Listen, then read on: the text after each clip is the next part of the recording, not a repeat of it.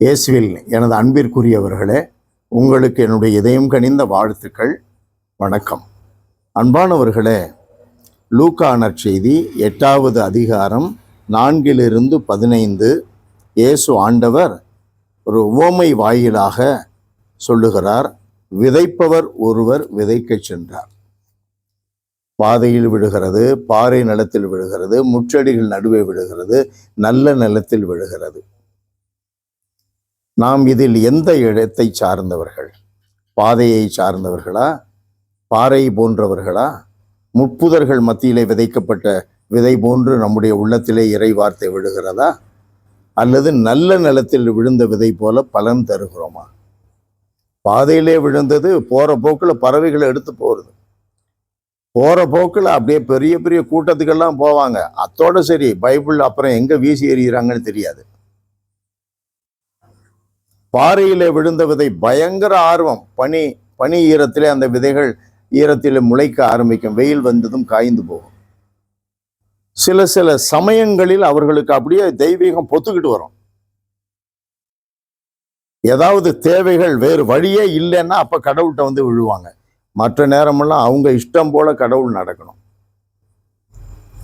முட்கள் மத்தியில் விபச்சாரத்தில் இருப்பான், தன்னுடைய மனைவிக்கு கணவனுக்கு பிரமாணிக்கம் தவறிடுவான், திருடனாக இருப்பான், கோவில் காசை கொள்ளையடிக்கிறவனாக இருப்பான், மற்றவர்களை அடிமை போல நடத்துகிறவனாக இருப்பான், காசை வச்சு மிரட்டியே காரியத்தை சாதிக்கிறவனாக இருப்பான், அராஜகம் பண்ணுவான், பங்குல நல்ல பேரோடு இருக்கிறதுக்கு முயலுவான்.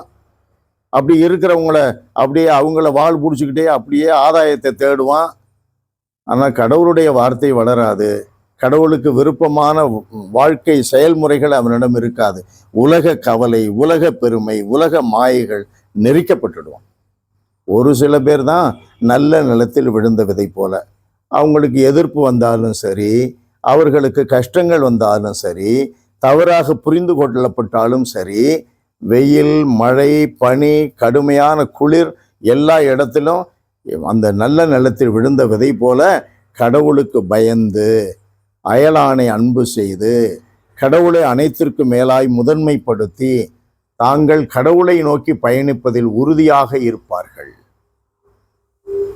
எல்லாம் வல்லவரே, எங்கள் தகப்பனே, உம்மை போற்றி புகழுகிறோம்.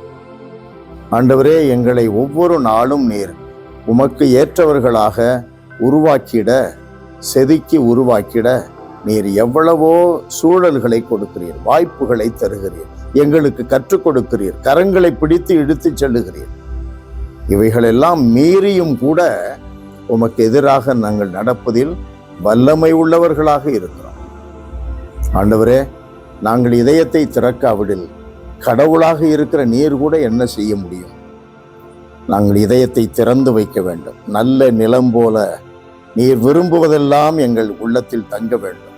நீர் விரும்புகிறபடியெல்லாம் உள்ளத்தின் நிறைவால் வாய் பேசவும் கைகள் செய்யவுமாக இருக்க வேண்டும். இயேசுவின் நாமத்தில் ஜெபிக்கிறோம் பிதாவே. ஆமென், ஆமென்.